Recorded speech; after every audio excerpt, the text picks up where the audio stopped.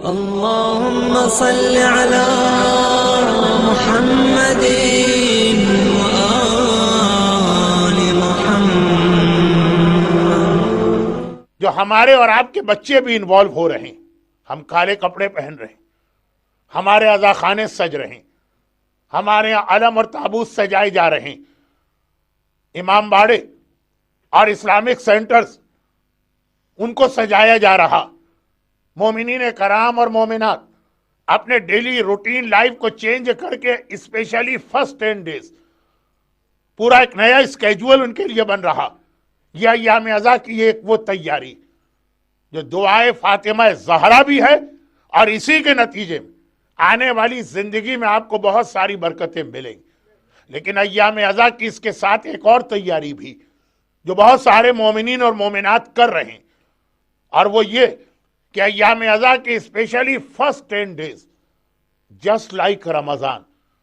ایک spiritual change بھی انسان کو اپنے اندر لانا. دعائیں ہیں, نمازیں ہیں, اعمال ہیں. اعمال عاشورہ جو آپ کرتے ہیں وہ تو اینڈ ہوتا آج کی رات شب فرسٹ محرم سے ایام ازا کے اعمال اور دعائیں شروع ہو گئی. اور اس میں اسپیشلی پہلے 3 دن کے روزے, عاشورے کا روزہ علماء کی ایک بڑی تعداد کے فتوے میں حرام ہے, اور اگر کرنٹ مراجع کے فتوے کو ذہن میں رکھیں تو مکروہ شدید. مگر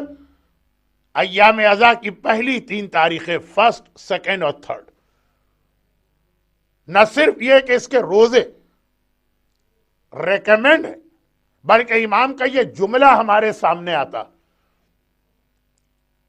کہ جس کو اپنی زندگی میں